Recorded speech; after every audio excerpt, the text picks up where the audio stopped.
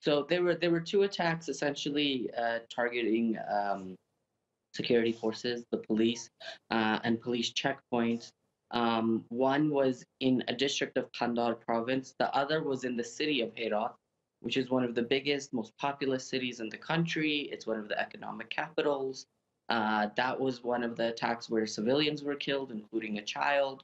And what it shows is that, again, that cities aren't safe, that cities continue to be targeted as a way for the Taliban and other armed groups to show their strength, to show that the war is still going on, and to show people that, you're essentially not safe anywhere.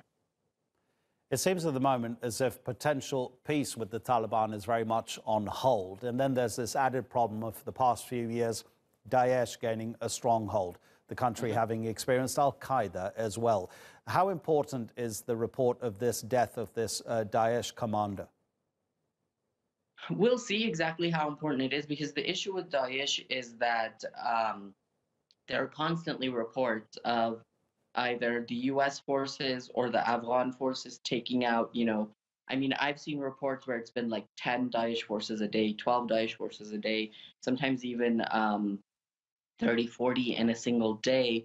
And this has been going on since 2015, 2016, when the government really sort of, and the US really stepped up their efforts against Daesh forces. And what we're seeing is that it hasn't really had a diminishing effect on their ability to stage attacks yet. Some of the most egregious, some of the worst attacks that are targeting cities, including Jalalabad, the capital of Nangarhar province, and a neighborhood in Kabul that used to be one of the safest, those are really being claimed by Daesh. And again, it shows this issue of, if we make peace with the Taliban, what happens with Daesh? Because unlike the Taliban, there isn't really a known sort of command structure or even a known intention. The Taliban at least they claim that they want to end the occupation. Now, whether or not that's all they want, that's something separate.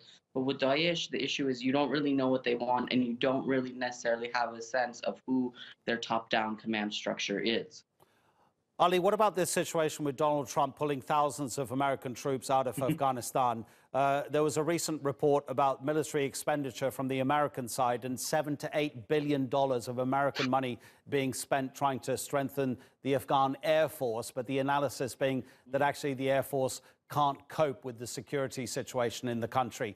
Where is Afghanistan headed with the American troops withdrawing?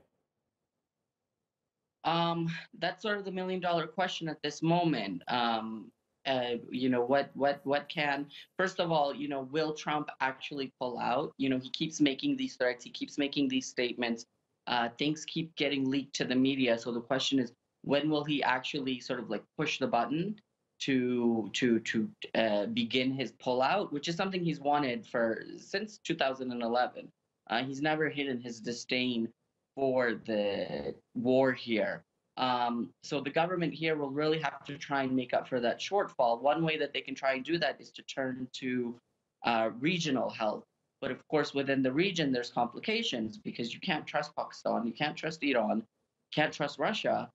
So who are you really left with? And if you embrace India too much, that would anger Pakistan, which would only lead to more political and possible violent issues in Afghanistan.